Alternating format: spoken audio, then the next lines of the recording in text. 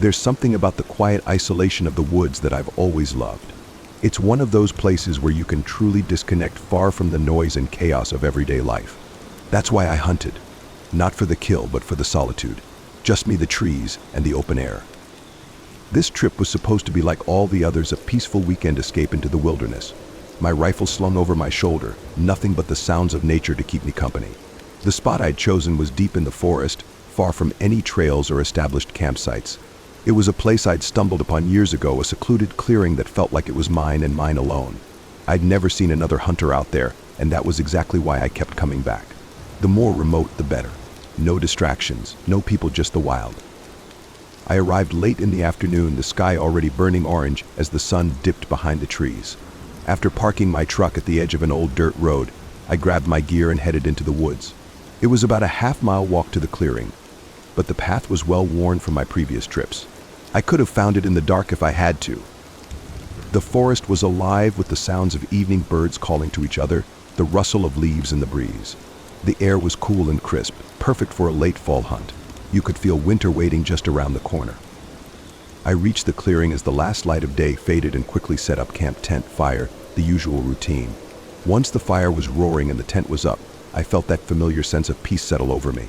There's nothing like sitting by a campfire in the middle of nowhere, staring up at the stars with nothing but your own thoughts to keep you company. The worries of work, bills, and everyday life felt far away, like they belonged to someone else. After cooking up a simple dinner, a can of beans and some coffee to wash it down, I leaned back against my pack and watched the fire flicker. It was quiet. The kind of quiet only the woods can offer. Every once in a while, the wind would rustle through the branches or a bird would call in the distance, but mostly it was just me and the fire. At some point, I must have dozed off because the next thing I remember was waking up to the faint sound of something. At first, I thought it was part of a dream, soft and distant, like a lullaby being carried on the wind. But as I sat up and rubbed my eyes, I realized it wasn't a dream. There was singing out there in the woods. I blinked a few times, trying to shake off the fog of sleep, and listened. It was faint, but it was there. Someone was singing a man's voice, I thought, though it was hard to tell. The melody was strange and disjointed, like he was making it up as he went along. I looked around the clearing. The fire had burned down to embers, and the sky above was a deep navy, with just a few stars peeking through the clouds. Grabbing my flashlight, I scanned the tree line. There was no sign of anyone, but the singing continued soft and steady. A knot of unease began to form in my gut. I'd been coming to this spot for years and had never seen anyone else out here. It was too far off the beaten path, too remote for casual hikers or campers. So who the hell was out there? I stood brushing dirt off my pants and grabbed my rifle, just in case. I wasn't one to spook easily, but something about this felt wrong. Singing in the middle of the night, in the middle of nowhere, it didn't sit right with me. The flashlight's beam cut through the darkness as I took a few steps toward the edge of the clearing, trying to pinpoint where the sound was coming from. The trees stood tall and silent, but the singing, it was closer now. "Hello?" I called out, my voice breaking the stillness. The singing stopped. Just like that, it was gone. No gradual fade, no footsteps retreating into the night. It just stopped. The silence that followed was almost deafening, like the forest itself was holding its breath. I waited, tense, my rifle at the ready, but nothing happened. No movement, no sound, just the crackle of the dying fire behind me and the wind in the trees. Shaking my head, I turned back toward the fire. Maybe it had been a hunter passing through on his way to a different spot. Or maybe it was just my imagination, the result of too much solitude and not enough sleep. Either way, there didn't seem to be any immediate danger. I sat back down by the fire, stoking it until the flames were dancing again, and tried to shake off the lingering unease. I'd be lying if I said I wasn't on edge, though. The woods at night are a different beast than they are during the day. Everything feels closer, more immediate, and even the smallest sound can make your heart race. But as the fire warmed me, and the minutes ticked by, I started to relax again. Whatever it was gone now. Probably just some passing hiker or maybe another hunter, though I doubted it. Either way, I wasn't going to lose sleep over it. I leaned back, listening to the crackle of the fire. The stars were starting to peek through the clouds again, and for a while, I just stared up at them, letting the tension slowly drain from my muscles. That's when I heard it again. The singing. Only this time it was closer. I sat bolt upright, every nerve in my body on high alert. The singing was back, soft but unmistakable. And this time, it was coming from the other side of the clearing.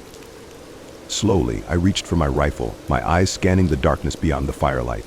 But I didn't see anyone. The singing grew louder, and my stomach sank as I realized it wasn't just one voice anymore, there were two. I stood up, heart racing, and raised the flashlight, sweeping it across the clearing. The beam illuminated the trees in stark relief, but there was no one there. Just shadows and leaves moving gently in the wind. And yet, the singing continued. The melody was strange, off-kilter, almost playful. I couldn't make out the words, but there was something deeply unsettling about it. It had a lilting, nursery rhyme quality, like a tune someone was trying to remember but kept forgetting halfway through. It sent a chill down my spine. "Who's there?" I called out, my voice shaky. The singing stopped again. I waited, rifle in hand, every muscle tensed, expecting someone to step out of the trees. But nothing happened. No movement, no response, just silence, heavy and oppressive. Backing up slowly, I kept my flashlight trained on the edge of the clearing. Whatever was out there, I didn't want to find out, not like this, not in the dead of night with no one around for miles. As I reached the edge of the firelight, I heard a sound that froze me in my tracks. A low, soft laugh. It was faint, barely more than a whisper, but it was enough to send a jolt of terror through me. I turned and ran, my boots pounding against the ground as I sprinted toward my tent. Throwing myself inside, I yanked the zipper closed with trembling hands. My heart was racing, my breath shallow and uneven. Inside the tent, I grabbed my pack and pulled out my phone. I knew there wouldn't be any service out here. I was too far from the nearest tower, but I turned it on anyway, hoping against hope for a signal. Nothing, no bars. Clutching my rifle tightly, I sat in the dark, ears straining for any sound. The forest was quiet again. The minutes dragged by, each one feeling like an eternity. Outside, the fire began to die down, the flickering light fading into shadows. I knew I should go back out and stoke the flames, keep the fire burning through the night. But the thought of stepping outside, into the dark, made my stomach churn, so I stayed put. I don't know how long I sat there, wide-eyed and trembling, but eventually, exhaustion began to take over. My eyelids grew heavy, and despite my best efforts, I drifted off to sleep. I woke to sunlight streaming through the tent. For a brief moment, I thought it had all been a bad dream, but as I unzipped the tent and stepped outside, my stomach dropped. Footprints. They weren't mine. Barefoot impressions circled the fire pit not once, but twice before disappearing into the trees. I knelt down, examining them closely. The prints were deep, as if someone had stood there for a long time, watching. Standing up, I looked toward the forest, my unease from the night before flooding back in an instant. The woods were still, unnervingly quiet. My gut told me to pack up and leave, quickly. Whatever had been out there, whatever had stood by my fire, it wasn't something I wanted to encounter again. I hastily gathered my gear, throwing everything into my pack. As I made my way back to the truck, I kept glancing over my shoulder, my paranoia growing with every step. The woods remained silent, but that only made it worse. I couldn't shake the feeling that I was being watched. When I finally reached my truck, I tossed my gear inside and didn't waste a second getting out of there. Gravel sprayed as I floored the gas, the forest disappearing in my rearview mirror. Even as I drove back toward town, I couldn't shake the sense of unease. The relief I expected never came. Instead, there was a gnawing feeling in the pit of my stomach, a sense that I had narrowly escaped something far worse than I could comprehend. I don't know who or what was out there that night. Maybe it was just a lost hiker, or maybe it was something else entirely. But one thing I know for sure, those footprints, the ones circling my fire, weren't mine. And I wasn't alone in those woods. As a police officer, you get used to the noise, the bustle, and the unpredictable nature of people and their troubles. But every so often you come across something that shakes you to your core, something that doesn't fit into the neat little boxes you've built for the world. It was a quiet, overcast afternoon when the call came, in the kind of day where the sky is a flat gray blanket and everything feels muffled, like the world is holding its breath. I was at the station, wrapping up some paperwork, when the dispatcher's voice crackled over the radio. A young boy, 8 years old, had been reported missing by his mother. She'd last seen him playing in their front yard, and now he was gone without a trace. I felt a familiar knot of concern in my stomach as I grabbed my gear and headed out. Missing kids were always a priority, and time was of the essence. The boy's house was in a quiet neighborhood on the edge of town, bordered by a thick expanse of woods that stretched for miles. As I drove, I couldn't shake the feeling that something about this call was different, something that didn't sit right with me. I pulled up to the house, a small place with a neatly manicured lawn. The mother was waiting on the porch, her face pale and her eyes red from crying. She was wringing her hands, her whole body tense with fear. "Officer, thank you for coming," she said, her voice trembling. "Please, you have to find him. He's never run off like this before." I nodded, giving her a reassuring smile. "We'll do everything we can to find him. Can you tell me exactly what happened?" She took a deep breath, trying to steady herself. "He was playing in the yard, right there," she said, pointing to a small patch of grass near the fence. "I went inside for just a minute to get him some water. When I came back out, he was gone. I looked everywhere, called his name, but he didn't answer. He's never gone into the woods alone, he knows better." I followed her gaze to the edge of the yard, where the fence ended and the woods began. The trees were tall and dense, their branches intertwining overhead, casting long shadows across the ground. A narrow, well-worn path led into the forest, the kind kids might use to explore or play games of make-believe. "Did you check the woods?" I asked, already knowing the answer. She shook her head quickly. "No, I didn't want to go in there alone. I thought maybe he just wandered off and would come back if I waited. But he didn't." I radioed for backup, requesting additional units to help with the search, then turned back to the mother. "We'll start by searching the woods. If he's in there, we'll find him." She nodded, her eyes wide with worry. "Please find him." I gave her a reassuring nod and set off toward the path, flashlight in hand. Even though it was still daylight, the woods were thick. The trees towered overhead, their branches forming a dense canopy that blocked out much of the light. The ground was soft and uneven, covered in a thick layer of fallen leaves and underbrush. As I walked, I called out the boy's name, my voice echoing through the trees. But there was no response, just the sound of the wind rustling the leaves and the distant calls of birds. I kept moving, scanning the ground for any sign of him, a footprint, a piece of clothing, anything. The deeper I went, the more unease grew in my gut.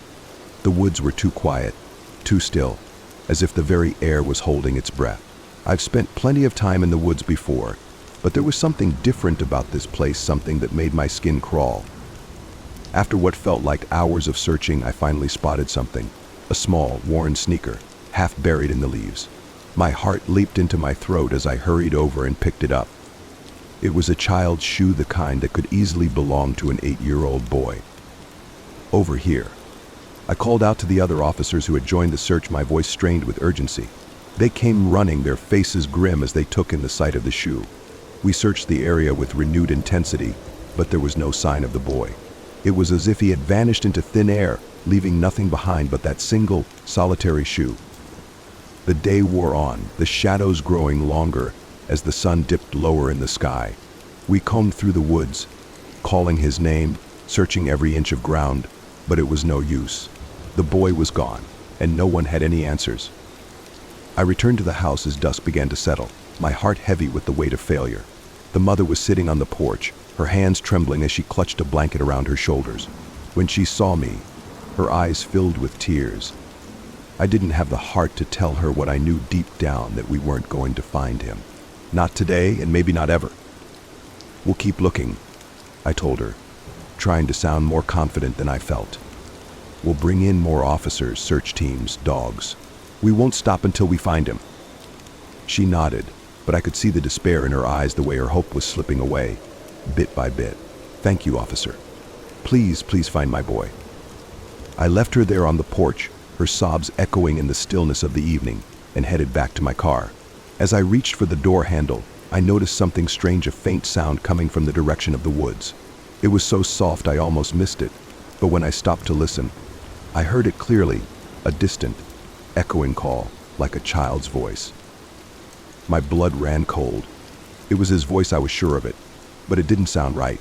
It didn't sound natural. It was distorted, almost mechanical, like a recording played on a loop. "Help me," the voice called, faint but unmistakable. The words sent a shiver down my spine, freezing me in place. The sound was coming from deep within the woods, far beyond where we had searched earlier.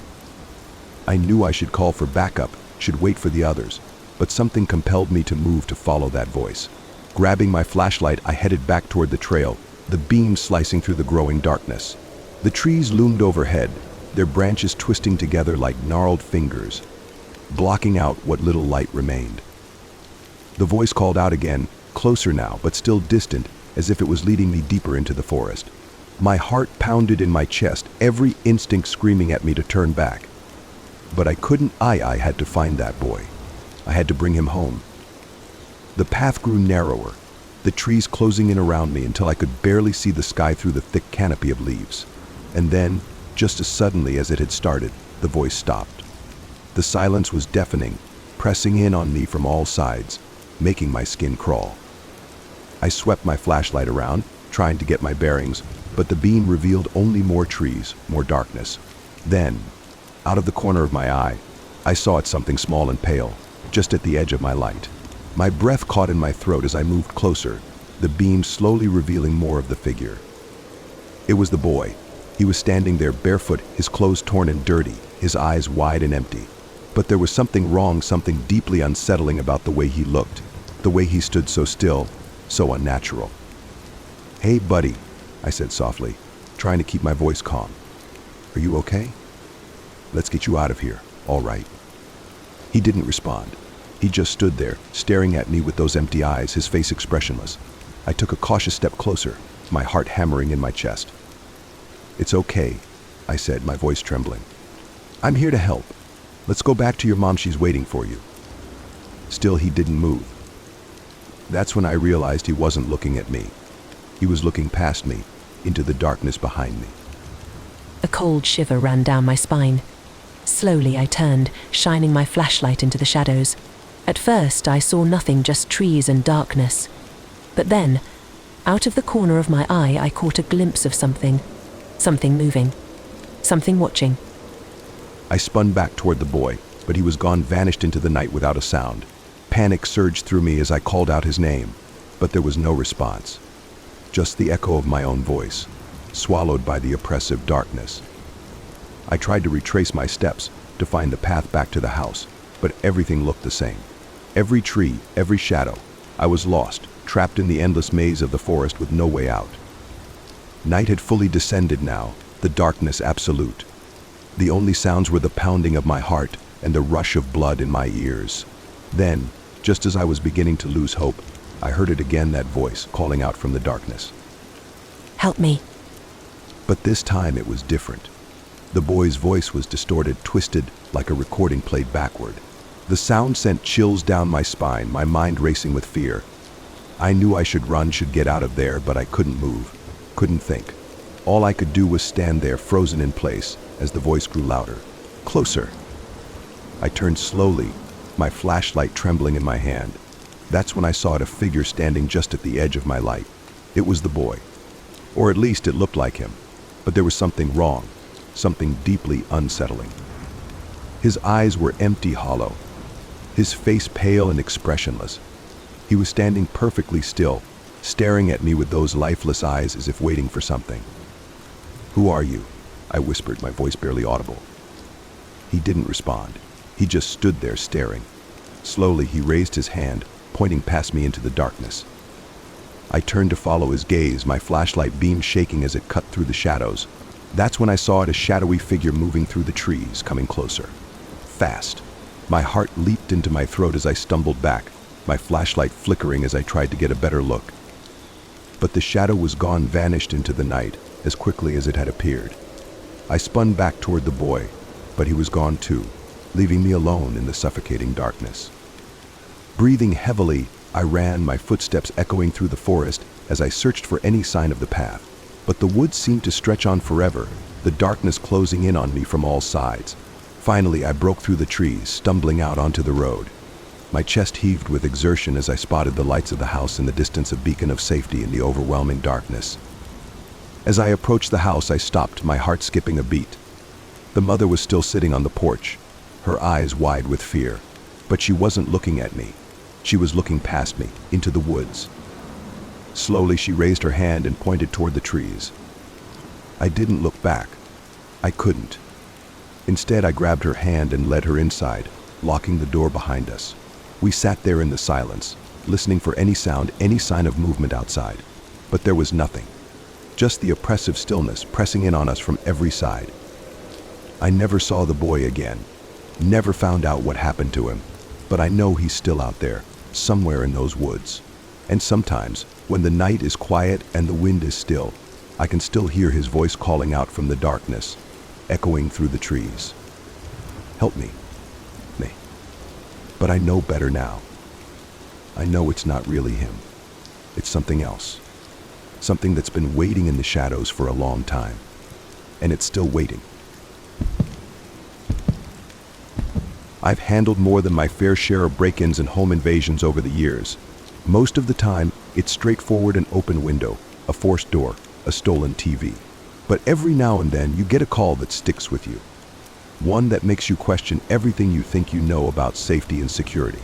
This story is about one of those calls.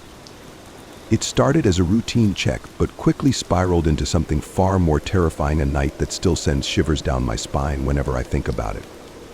It was a warm summer night, one of those evenings where the air is thick and heavy, and the sun lingers on the horizon. I was just about to wrap up my shift when the call came in. A woman in her mid-30s had reported hearing strange noises in her house. She was alone, scared, and convinced someone had broken in. At first, I thought it was just another case of paranoia. People often get jumpy when they're by themselves at night.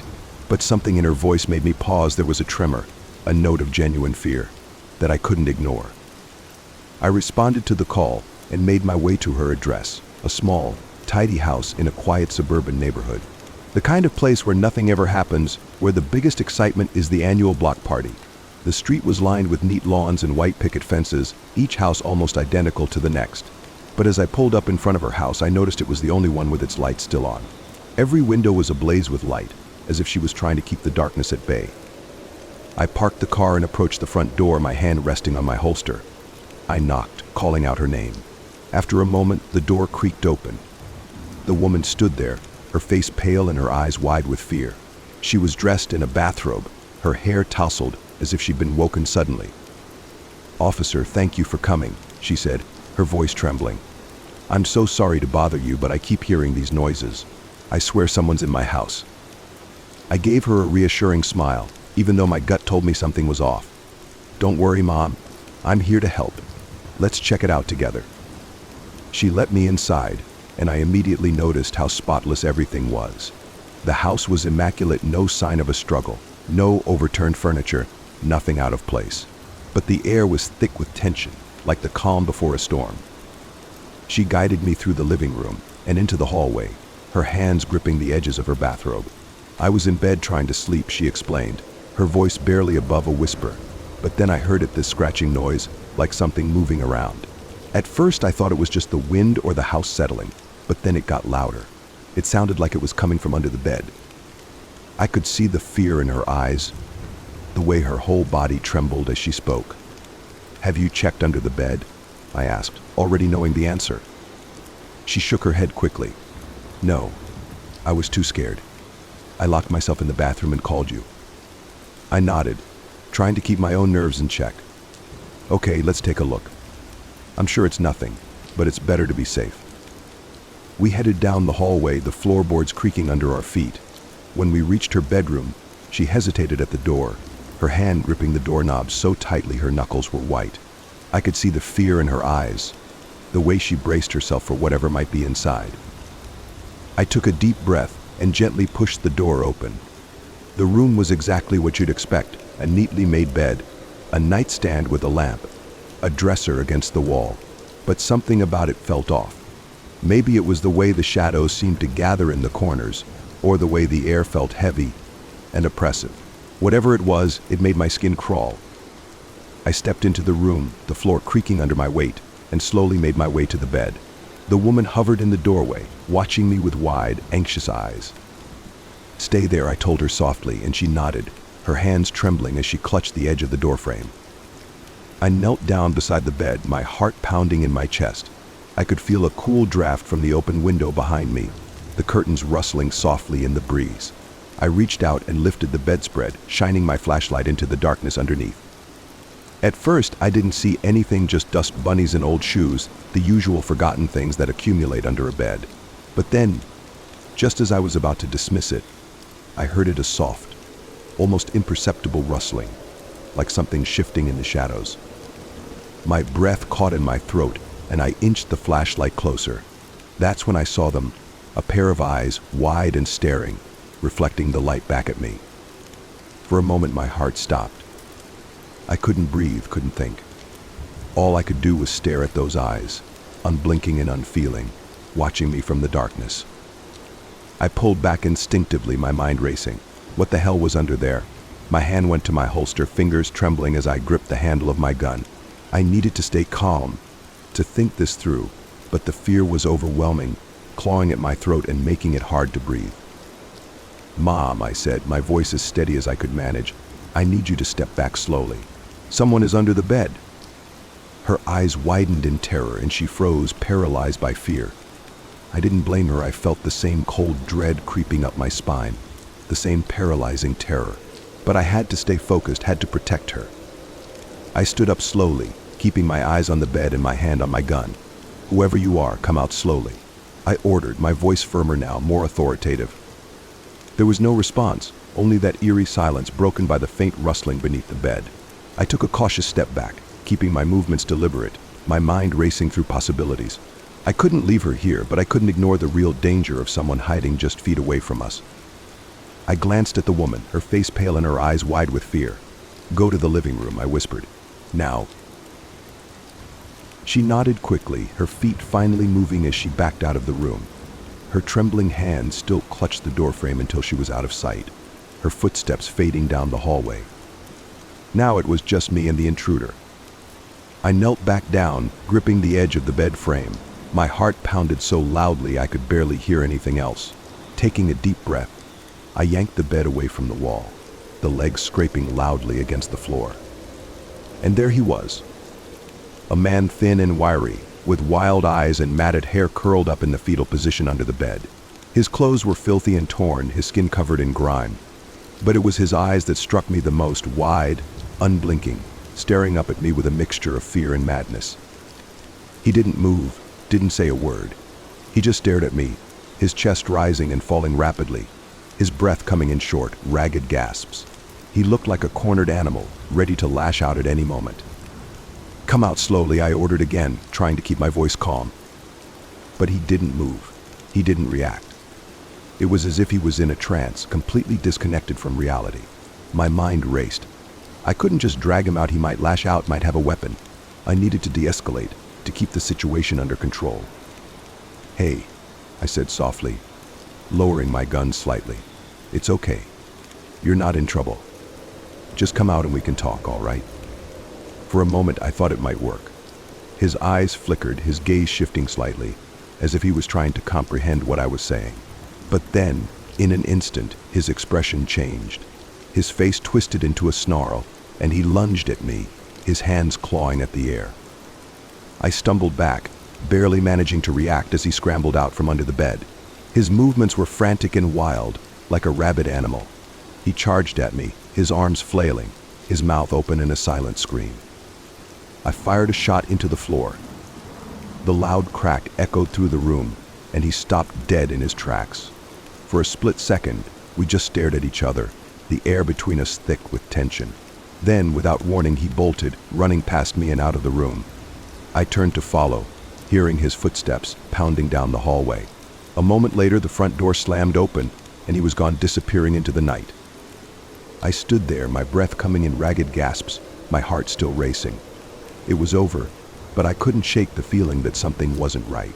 This wasn't just a simple break-in. Something about the way he looked at me, the way he hid under the bed, it was all wrong. I returned to the living room. The woman was sitting on the couch, clutching a pillow to her chest. Her hands trembled as she looked up at me, her face pale and tear-streaked. Is he gone?" she whispered. I nodded, trying to offer her a reassuring smile. "He's gone. You're safe now." But even as I said the words, I couldn't shake the feeling that it wasn't true. Something about that man, about the way he moved, felt unnatural. As I left her house, the cool night air hit me like a wave, but it didn't bring any relief. My mind was still racing, replaying the encounter over and over. In the days that followed, I tried to put it behind me, but the memory of that night lingered like a shadow.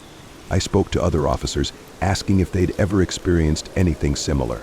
Most shrugged it off, blaming stress or the unpredictability of the job. But a few, the ones who'd been on the force the longest, gave me knowing looks. "There are things out there," one of them said, his voice low and serious.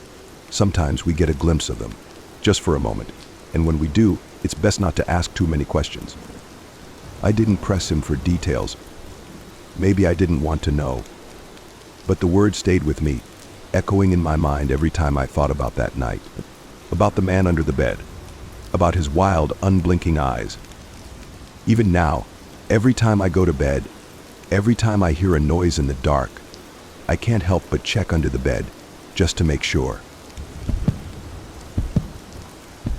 There's a certain routine you develop as a police officer, a rhythm to the work that, over time, becomes second nature.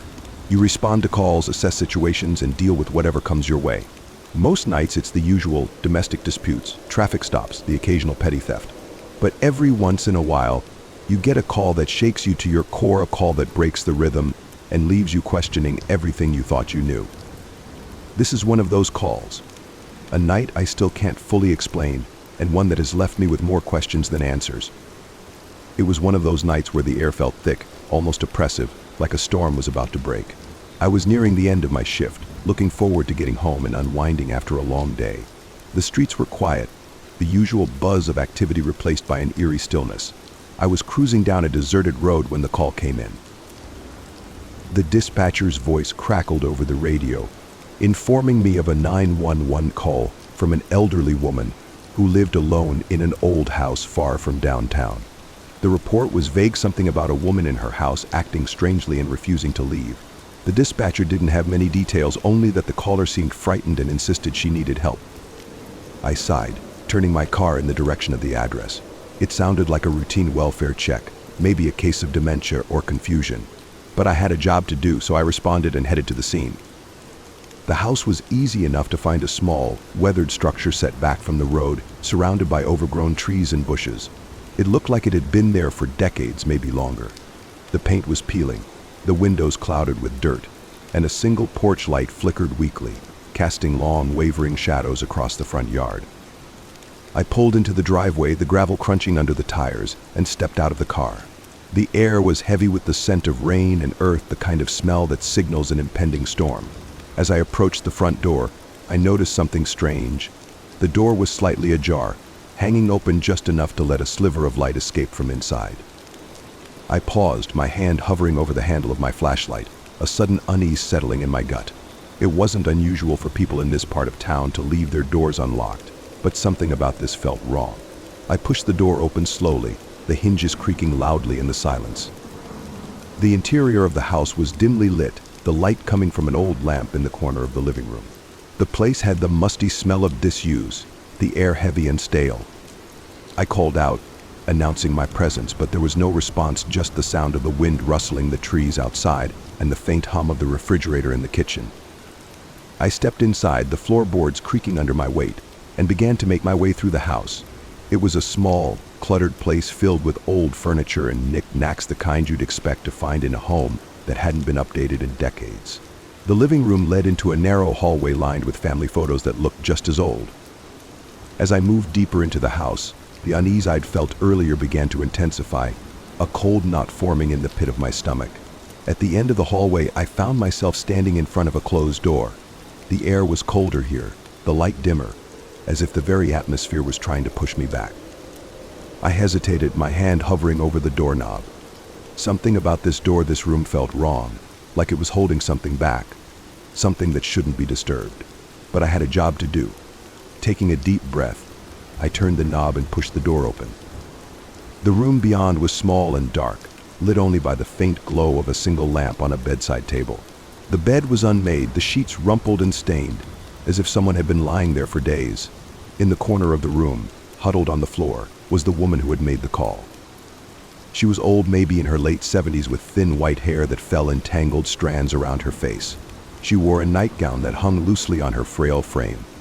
Her eyes were wide and bloodshot, staring at me with a mixture of fear and desperation. "Ma, are you okay?" I asked, stepping closer. She didn't respond, didn't move. She just stared at me, her unblinking eyes fixed on mine, her breath coming in short, ragged gasps. "Mom," I repeated, my voice softer this time, trying to coax her out of whatever state she was in. Then, without warning, she began to scoot toward me. It was a slow, jerky movement, as though she was being pulled by invisible strings. She didn't use her hands or legs, just her back, her body dragging across the floor in an unnatural way. Her eyes never left mine, wide and unblinking as she moved closer and closer. There was something horribly wrong about the way she moved, something that made the hair on the back of my neck stand on end. Instinctively, I stepped back, my heart pounding in my chest. "Stay back," I warned, my hand hovering over my holster.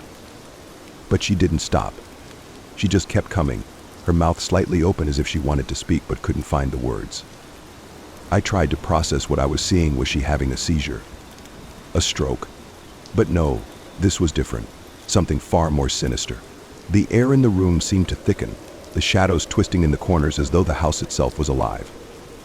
Suddenly she stopped, just a few feet away from me, her head tilted to the side, her pale face ghostly in the dim light. Then she spoke. "They're here," she whispered, her voice raspy and broken. "They've come for me." A chill ran down my spine at her words. I didn't understand what she meant, but the terror in her voice was unmistakable. "Who's here, ma'am?" I asked, trying to keep my voice steady though my hands were trembling. She didn't answer.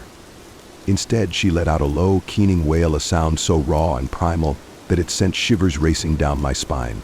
It was a sound of pure fear, the kind of fear that comes from knowing something terrible is about to happen, something you can't escape. And then she lunged at me. It happened so fast I barely had time to react.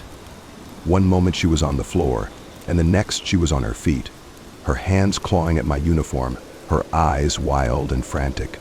I stumbled back, trying to push her away, but she was surprisingly strong for her frail frame.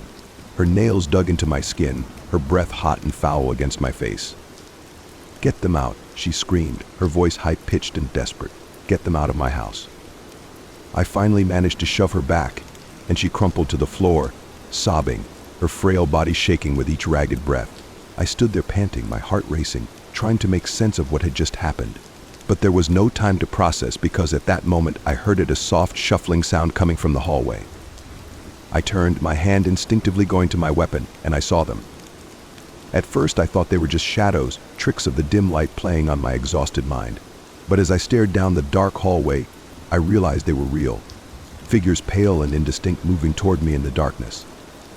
There were 3 of them. Their forms were vague, shrouded in shadow, but I could see enough to know they weren't human. They were tall, their limbs too long, their movements jerky and unnatural, just like the woman's had been. They moved slowly, deliberately, their eyes glowing faintly in the darkness fixed on me. "Who are you?" I demanded, my voice trembling. They didn't respond. They just kept coming, their shapes becoming more defined as they drew closer. I could see their faces now elongated, featureless, their mouths twisted into grotesque, silent screams. The air grew heavier, the scent of decay thick and cloying. Behind me, the woman let out another wail, her voice rising in a crescendo of terror. With a jolt of realization, I knew what she had meant. They were the they she had spoken of, the ones she had feared, and now they were coming for me. I didn't wait to see what would happen next. I turned and ran, my footsteps echoing through the house as I bolted for the front door. Behind me, I could hear their shuffling steps growing louder, closer. The scent of rot followed me, thick and nauseating. Bursting through the front door, I stumbled into the cold night air.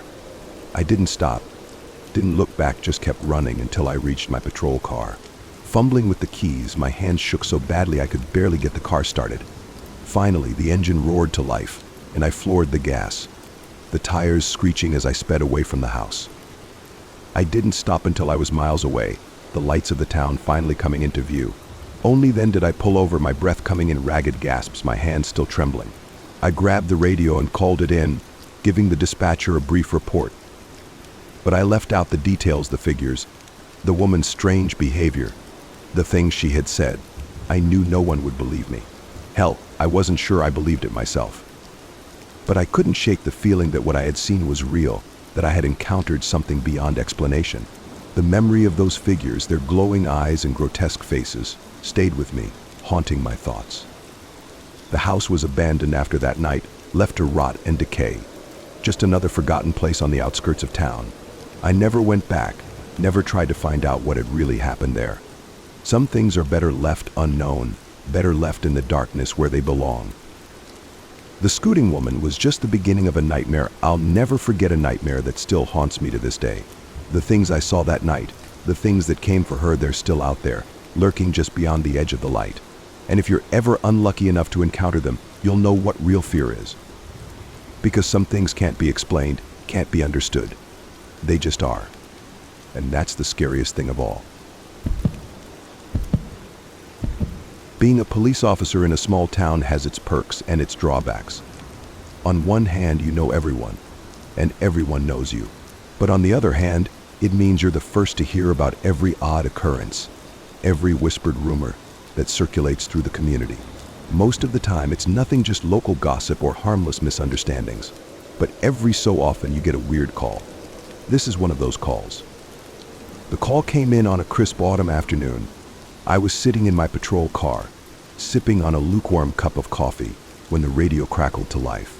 The dispatcher's voice was calm, almost indifferent, as she relayed the details.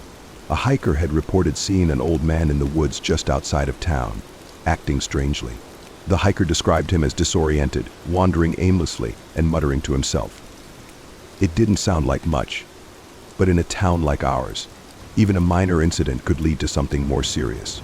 The woods weren't far from the old state highway, a place where people occasionally got lost or injured. I figured it was worth checking out, if only to ensure the man was all right and to bring him back to town if he needed help. I radioed back that I'd take the call and started the drive out to the woods. The road was narrow and winding, lined with towering trees that seemed to close in around me as I drove deeper into the forest. The leaves had turned brilliant shades of red, orange, and gold, carpeting the ground in a blanket of color. It was the kind of scene people came from miles around to see. But today, it felt different, darker, more foreboding.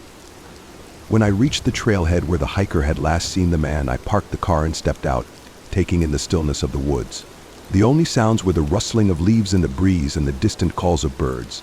I grabbed my flashlight, even though it was still daylight, and started down the trail. The trail was narrow, the trees so close together they blocked out much of the sunlight. I walked slowly, scanning the area for any sign of the old man. The deeper I went, the more I noticed how quiet it was. Too quiet. The usual sounds of the forest, birds chirping, squirrels rustling in the leaves, were absent. It was as if the entire woods were holding their breath.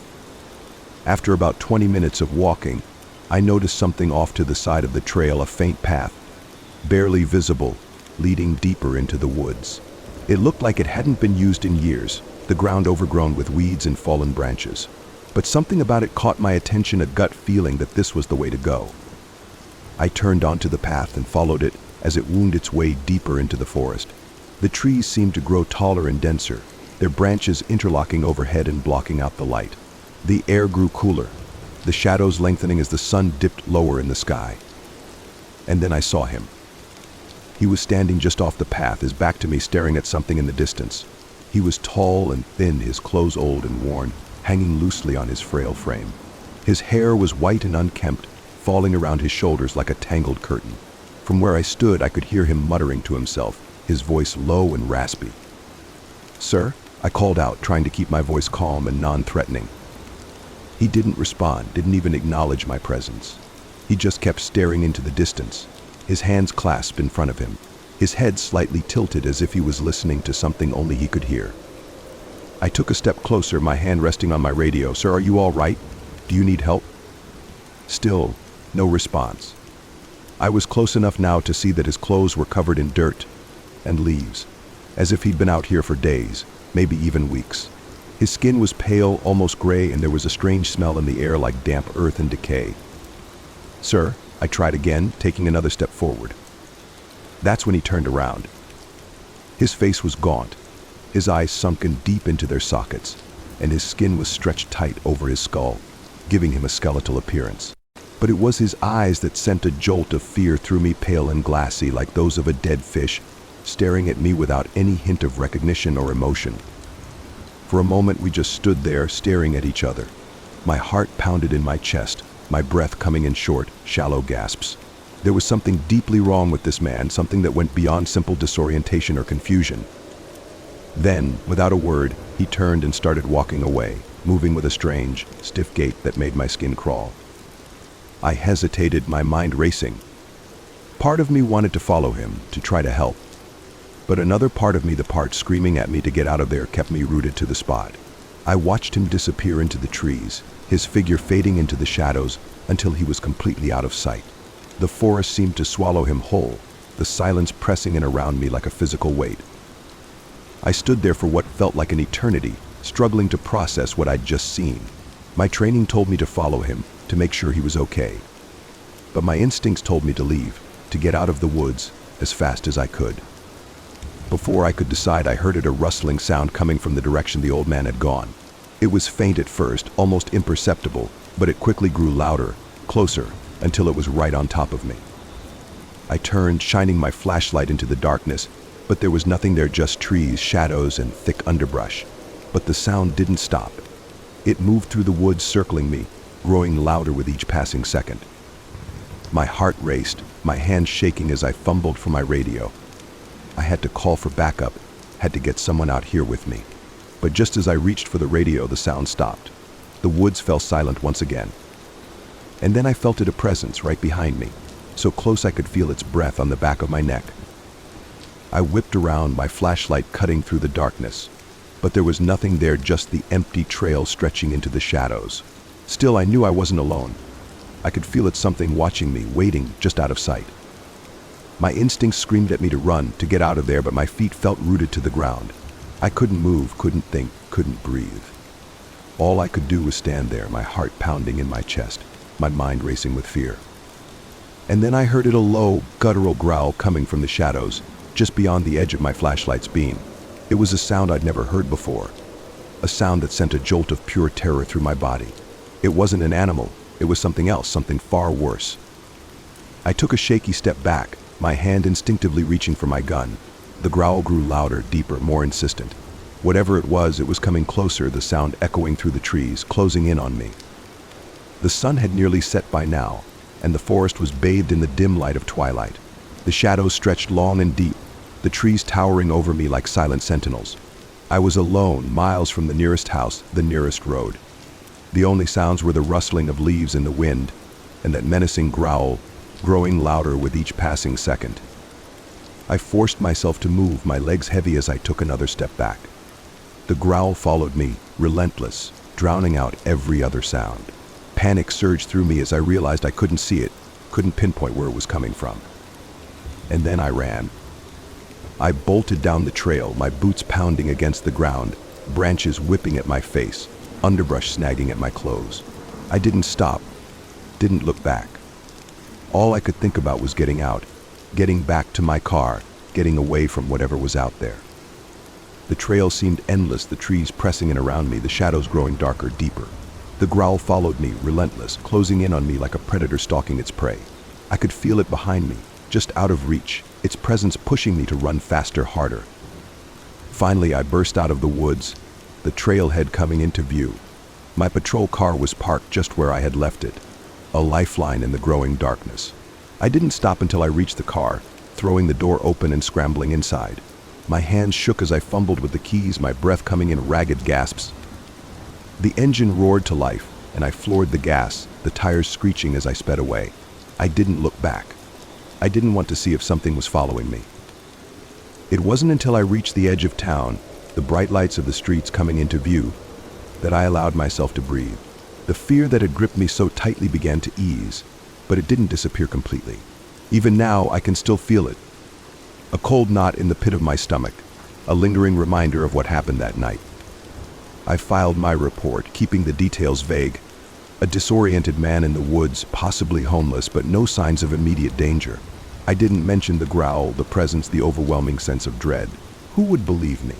I wasn't even sure I believed it myself. In the days that followed, I couldn't shake the feeling that something was still out there. Every time I drove past the trailhead, a chill ran down my spine. I avoided the woods as much as I could, but the memory of that night stayed with me, haunting me.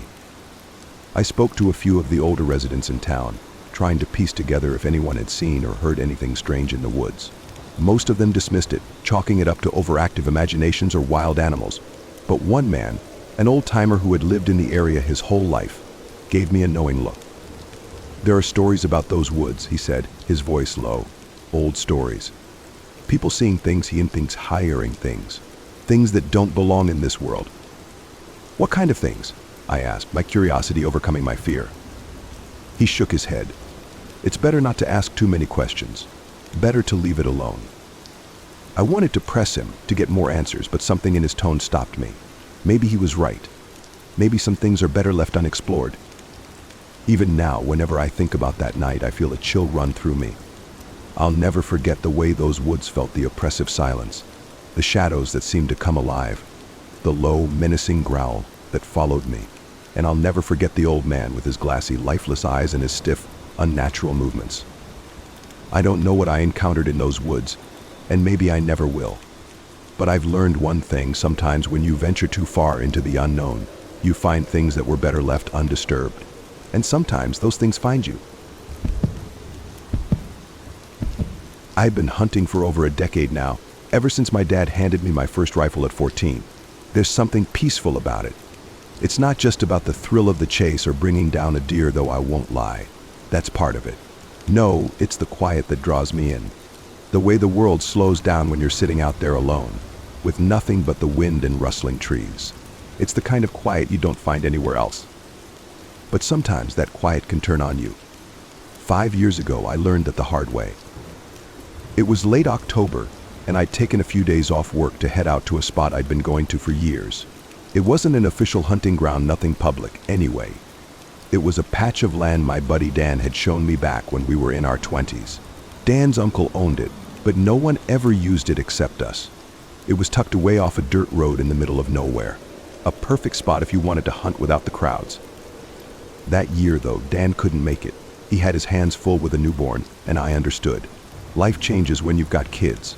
So I decided to head out on my own. I'd done solo hunts plenty of times before, so it wasn't anything new. I spent most of the first day scouting. The deer hadn't been moving much yet, which wasn't surprising. The weather had been unseasonably warm, and it wasn't until evening that you could feel that autumn chill. That's when the animals start to come out once the temperature drops. By the second day, I'd found a good spot near the edge of a small valley. The trees formed a natural blind, and I set myself up there, watching the field below. I had my thermos, a sandwich, and plenty of time. I wasn't in any rush. That's the thing about hunting: patience is key.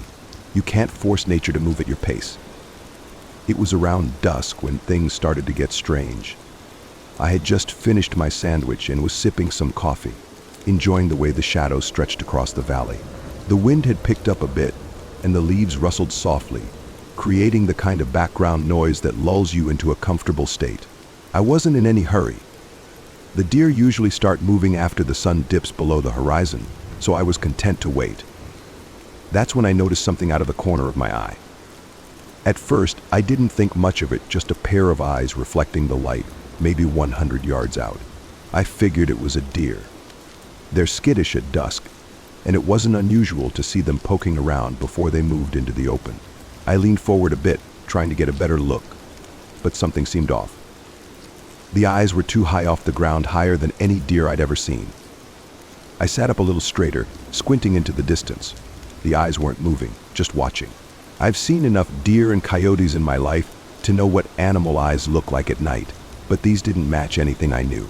They weren't the right color, not the bright, reflective glow you get from deer. These were dull, almost flat, and their height was all wrong. I told myself it was probably just a trick of the light. Maybe it was standing on a small rise or a log. Maybe it was a big buck, and I just couldn't see its body. But the more I stared, the less sense it made.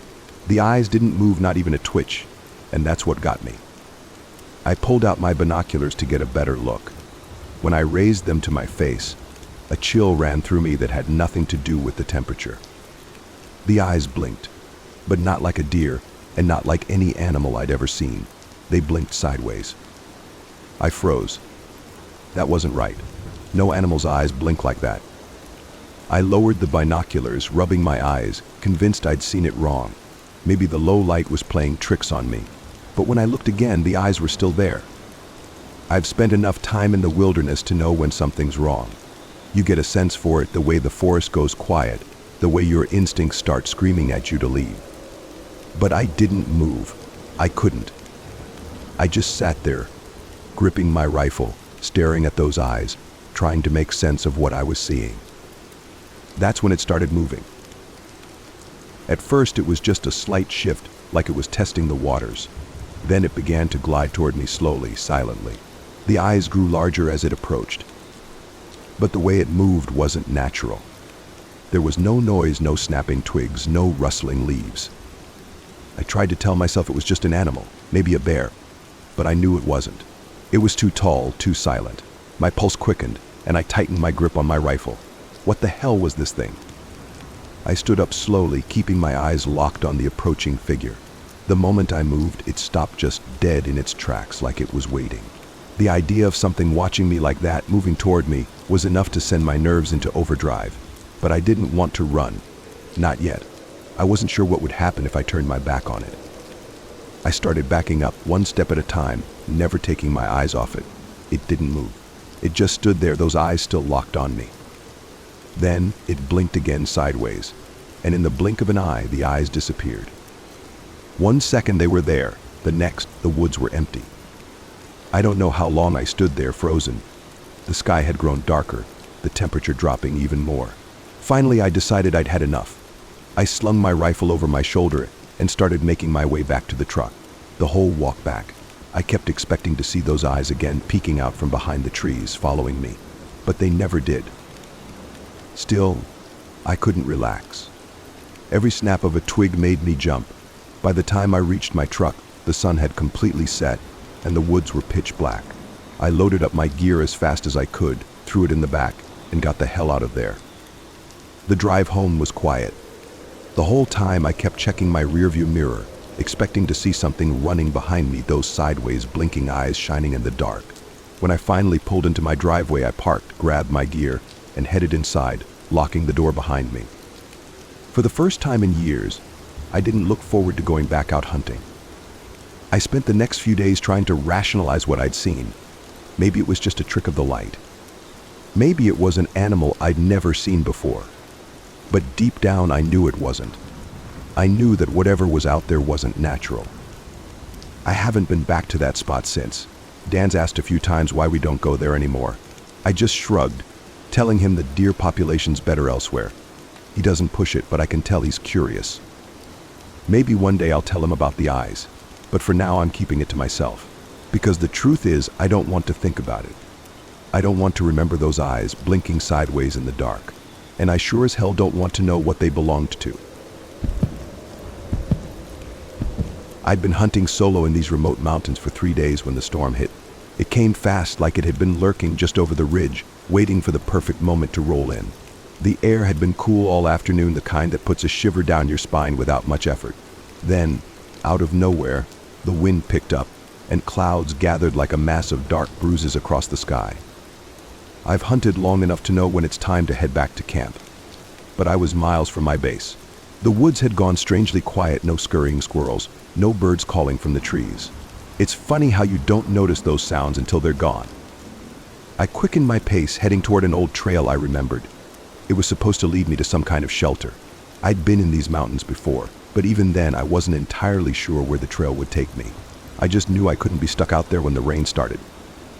After about an hour of walking, I saw a small cabin tucked between the trees, almost camouflaged by the thick undergrowth. The roof sagged, and the wood looked like it had seen better days, but it was shelter. As the first drops of rain began to fall, I didn't have the luxury of being picky. I reached the cabin just as the downpour began. Thunder rumbled in the distance, and the wind shook the trees like they were nothing more than blades of grass. By the time I got to the door, I was soaked through. The door was slightly ajar, creaking as I pushed it open. Inside was a small, dusty room with a stove in one corner and a single chair propped against the wall. The cabin wasn't much, but it was dry, and that was all I cared about. I dropped my pack on the floor, peeled off my wet jacket, and gave the place a quick once-over. It was bare, just the stove, a table with a few chairs, and a small stack of firewood in the corner. The place felt frozen in time, like whoever had been there before me had just walked out and never returned. The air in the cabin smelled of old wood and damp earth, as if it hadn't been disturbed in years. Then I noticed something odd: the firewood by the door. It was fresh, recently chopped. That didn't make sense. I didn't think anyone lived in these parts, at least not full-time. Maybe another hunter or hiker had taken refuge there before me. As the rain pounded against the roof, I busied myself setting up a small fire in the stove. The warmth spread quickly through the cabin, easing the chill in my bones. Still, I couldn't shake the feeling that I wasn't supposed to be there. But it was better than being out in the storm. No harm in borrowing a bit of warmth and shelter for the night. By the time I dried off and settled in, the storm was in full swing. Rain hammered the roof, and the wind howled through the trees like some kind of wild animal. I sat by the fire, listening to the storm rage outside, grateful I wasn't caught in it. But even as I warmed my hands by the stove, a gnawing unease settled in my gut. I glanced around the cabin again. My eyes landed on the pot sitting on the stove. It was covered in a layer of dust, but faint scorch marks on the bottom suggested it had been used recently. I thought back to the firewood by the door, how fresh it had looked. Someone had been here, and not long ago. I tried to brush off the unease, convincing myself it was just another traveler like me. Maybe they'd passed through and left things behind. These mountains could be unpredictable. It wasn't unusual to find signs of others, even if you didn't see them directly. Night fell, and the only light came from the dying fire in the stove. I spread my sleeping bag on the floor near the stove and lay down, listening to the wind howl outside. Just as I began to drift off, I heard the door creaking open. I shot upright, my heart slamming in my chest. The door was open just an inch or two, like someone had pushed it. I stared at it. I hadn't heard anyone approach, and there was no reason the door should have moved on its own. Knife in hand, I crept toward the door and pulled it open wider, my breath caught in my throat. Nothing. The woods beyond the cabin were dark and still, the storm having settled into a steady drizzle. I stepped onto the porch, scanning the tree line for movement. Nothing but dripping rain from the leaves. I backed into the cabin, bolting the door this time. Double-checking the windows, I ensured everything was secure before settling back by the fire. Sleep didn't come easily after that. Every creak, every gust of wind made me think of the door and how it had moved. It felt like someone had been standing there, just outside. At some point, I must have dozed off again because I woke to a soft noise outside. It was faint, barely audible over the rain, but there a steady scraping, like something being dragged along the ground. This time I grabbed my rifle and moved toward the window, careful not to make a sound. Peering through the glass, I saw nothing but darkness. The scraping continued, then stopped. My pulse quickened as I stepped back from the window. Someone was out there. I was sure of it now. I stood frozen, rifle in hand, listening. The sound started again, closer to the cabin. Then it stopped once more. I waited, the seconds stretching into eternity, but nothing happened. No knock at the door, no retreating footsteps, just silence. When dawn finally broke, the storm had passed, leaving behind a damp, gray morning. I packed up my gear, eager to get out of there. As I stepped outside, something caught my eye: a fresh pile of wood stacked neatly by the door. The logs were freshly cut, the bark still wet from the rain. I stared at the pile, my unease from the night before returning tenfold. I hadn't chopped that wood, yet there it was, like some kind of offering left by an unseen hand. Scanning the tree line, I saw no one, just the silent woods stretching endlessly in every direction. I didn't waste any more time. Shouldering my pack, I started down the trail, my rifle in hand. The whole way back to the trailhead, I couldn't shake the feeling that someone had been watching me. When I reached my truck, I froze. Sitting on the hood was a single, freshly chopped log, perfectly placed. It was as if someone wanted me to remember I hadn't been alone in that cabin. I've always been a fan of hunting ever since my dad first took me out when I was a kid. But last fall, something happened that made me question whether I'll ever feel safe out there again. It was mid-October when my friend Greg and I decided to spend the weekend hunting in a canyon about an hour's drive from town. Greg had heard from a few coworkers that it was the perfect spot remote, with plenty of deer roaming the area. The idea of getting away from everything sounded perfect. Plus, the canyon had a reputation for being too quiet, if you ask some people. But we didn't care. We were ready for a break from the noise of our lives, and it seemed like the ideal escape. We left early on a Saturday morning, our truck packed with camping gear, rifles, and enough food to last a few days. On the way, we stopped once for gas and once more to stretch our legs before arriving at the canyon. This wasn't just any canyon. It was massive, sprawling, with steep, jagged cliffs on either side and a dense forest at the bottom. We parked near the edge and hiked down into the woods, the trail winding like a snake between the cliffs. The descent was steep, but the further we went, the more peaceful it became. The air was cool, and birds chirped in the trees, filling the space with sound. But as we walked deeper into the forest, something strange started to happen. The usual sounds of the woods seemed to fade. It wasn't sudden but gradual, like someone was slowly turning down the volume. By the time we reached the clearing where we planned to set up camp, it was dead silent. No wind, no birds, nothing. Just the sound of our footsteps and the occasional crunch of twigs underfoot. "Man, it's quiet out here," Greg said, breaking the silence. "Yeah, peaceful though," I replied, trying to shake off the strange feeling creeping up my back. We set up camp in the clearing, building a small fire pit in the center and placing our tents a few feet apart. By the time we finished, it was late afternoon, so we decided to explore the area a bit before settling in for the night. We grabbed our rifles and set off into the woods, moving slowly and keeping an eye out for any signs of deer. As we walked, I couldn't shake the feeling that something was off. It wasn't anything I could pinpoint, just a nagging sense of unease. "You notice how weird it is?" Greg asked, keeping his voice low. "No animals, no nothing. Feels like we're the only ones out here." "Yeah," I said. "Maybe they've moved further up the canyon. We'll get something tomorrow." We kept walking, but after about an hour, it became clear we weren't going to see any game that day. We turned around and headed back to camp as the sun began to set. Back at the clearing, we built a fire, and for a while, everything felt normal. We cooked dinner, had a couple of beers, and talked about everything except the strange quiet around us. The fire crackled, its warmth pushing away the cold night air. Just as I started to relax, I heard something, a low, far-off sound that echoed through the canyon. It wasn't a natural echo. It didn't follow our voices or the sound of the fire. It was its own thing, low, distorted, and unnatural. Greg stopped mid-sentence. "Did you hear that?" he asked. I stopped, listening closely. There it was again, a low, drawn-out sound, almost like a voice, but too warped to make out words. We both stood up, scanning the trees around us. The echo came again, louder this time, closer. "What the hell is that?" Greg whispered. "I don't know. Maybe the wind," I said, though I didn't believe it for a second. We stood there for a few minutes, waiting, but the sound didn't return. The fire crackled, and the night settled back into its eerie, heavy silence. Greg shrugged and sat back down, but I couldn't shake the feeling that something was wrong. Later that night, after we'd crawled into our tents, I lay awake listening. The silence was suffocating. No crickets, no wind, just nothing. I closed my eyes, trying to drift off, but every little noise sounded amplified in the stillness. Then I heard it again, the echo. This time it sounded like it was coming from just outside my tent, moving through the trees and bouncing off the canyon walls. My heart pounded in my chest as I grabbed my flashlight. Flicking it on, I sat up and aimed the beam at the tent's entrance. For a long moment, nothing happened, just the same oppressive quiet.